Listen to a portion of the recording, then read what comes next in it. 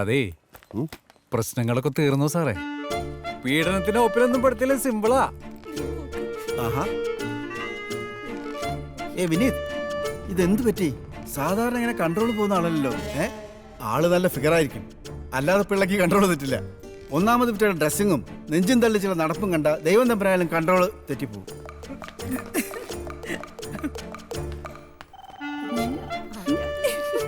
Good morning. വലിയ celebrity ആയല്ലോ. Celebrity ആയത് നമുക്കൊന്ന് സെലിബ്രേറ്റ് ചെയ്യാം. വൈകിട്ട് ഫ്രീ ആണോ? ഞാൻ റെഡിയാ.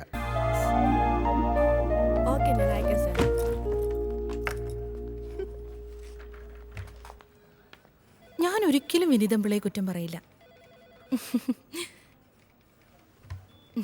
ഈ പ്രായത്തിൽ ഒറ്റത്തടിയായി കഴിയുമ്പോൾ ഇങ്ങനെയൊക്കെ തോന്നിയില്ലെങ്കിലേ അത്ഭുതമുള്ളൂ. ഞാനിവിടെ എല്ലാവരോടും പറഞ്ഞു, പിള്ള എന്താ ഒരാണല്ലേ, എത്ര കാലം എന്ന് വെച്ചാൽ ഇതൊക്കെ അടക്കി പിടിച്ച് ജീവിക്കുക. ഒരാളിത്തിരി സന്തോഷിക്കുന്നേ ഇവിടെ ആർക്കും കണ്ടുകൂടാ. ഒന്ന് പോകുന്നുണ്ടോ? ഒന്ന് സപ്പോർട്ട് ചെയ്യാന്ന് വിചാരിച്ച അതിന് സമ്മതിക്കൂല.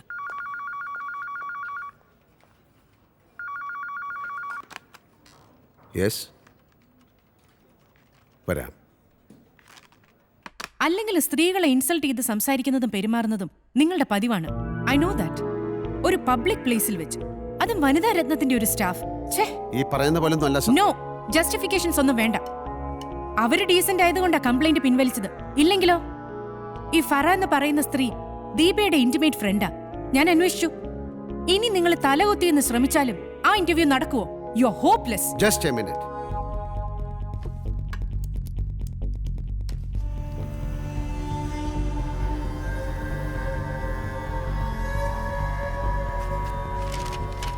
ഇവിടുന്ന് ശമ്പളം പറ്റുന്നോണ്ടാണല്ലോ ഒന്നും മിണ്ടാതെ വായി മൂടിയിരുന്ന് മാഡത്തിന്റെ ഈ ചീത്ത മുഴുവൻ ഞാൻ കേൾക്കുന്നത്.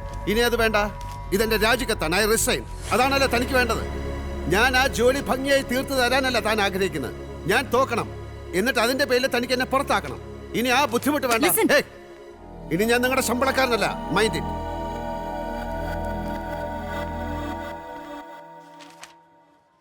കേസാക്കലും കേസ് നടത്തിക്കലും ജയിക്കലുമൊക്കെയാണ് ഒരു അഡ്വക്കേറ്റിൻ്റെ പണി, കൗൺസിലിംഗ് അല്ല. പക്ഷേ എൻ്റെ അടുത്ത് വരുന്ന ക്ലയൻസിനോട് എൻ്റെ അനുഭവത്തിലുള്ള കാര്യങ്ങൾ ഞാൻ പറഞ്ഞു നോക്കും. നിങ്ങളെപ്പോലെ ചിലർക്കെങ്കിലും അത് മനസ്സിലാവും. രണ്ടുപേരെ വേർപിരിക്കുന്നതിലും സന്തോഷമാണ് അഭിപ്രായ വ്യത്യാസങ്ങൾ പറഞ്ഞു തീർത്ത് അവരെ ഒരുമിപ്പിക്കുന്നത്. കണ്ടില്ലേ, ഇത് സ്നേഹത്തിൻ്റെ കണ്ണീരാണ്. ചെല്ല്, മക്കളെയും കൂട്ടി ഒരു ഔട്ടിങ്ങിനൊക്കെ പോയിട്ട് വാ. Thank you ma'am. ഇപ്പൊ എങ്ങനെയുണ്ട്? റെഡ് അല്ലേ ബെറ്റർ? ചേച്ചി, ഇനി അവർ തെറ്റിയ ചേച്ചിയുടെ അടുത്ത് വരും തോന്നില്ല. അവര് വേറെ നല്ല വക്കീലിനെയും തേടി പോകും. അത്രയ്ക്ക് വലിയ ഇഷ്യൂസ് ഒന്നും അവർ തമ്മിലില്ല. ഒരിക്കലും ചേരാൻ പറ്റില്ല എന്ന് തോന്നുന്നവർക്ക് ഡിവോഴ്സ് തന്നെയാണ് ബെറ്റർ ഓപ്ഷൻ. അതിന് ഞാൻ എതിരൊന്നുമല്ല. മിയ, ബാ, മതി വരച്ചത്. ഇന്നിനി ആരും വരാനില്ലല്ലോ? അയ്യോ, ആ വില്ലയുടെ ആളുകൾ പുറത്തു വന്നിരിപ്പുണ്ട്. ഞാൻ GM ബിൽഡേഴ്സിന് വക്കീൽ നോട്ടീസ് അയച്ചിട്ടുണ്ട്. കേസ് ഒഴിവാക്കി ഔട്ട് ഓഫ് കോർട്ടിൽ സെറ്റിൽ ചെയ്യാൻ അവർക്ക് ഉദ്ദേശമുണ്ടെങ്കിൽ നമുക്കതല്ലേ നല്ലത്. ഞങ്ങൾക്ക് കൊടുത്ത കാശ് കിട്ടിയാൽ മതി, പലിശ ലാഭം ഒന്നും വേണ്ട. നമുക്ക് നോക്കാന്നേ. പിന്നെ ഇതേ പരാതിക്കാര് വേറെ 2 പേരുണ്ടെന്ന് പറഞ്ഞില്ലേ, അവരോടൊന്ന് മൂവ് ചെയ്യാൻ പറയേ. അവരൊക്കെ വലിയ പണക്കാരാ. അവരൊരു ഇൻവെസ്റ്റ്മെന്റിനായിട്ടാ വില്ല മേടിച്ചത്. അതെ, പക്ഷെ ലോസ് തന്നെയാണല്ലോ. അവരെയും കൂടി ഉൾപ്പെടുത്താൻ മാക്സിമം ട്രൈ ചെയ്യണം. നമ്മുടെ കേസിന് അതൊരു ബലാണ്. വരട്ടെ. ഓ.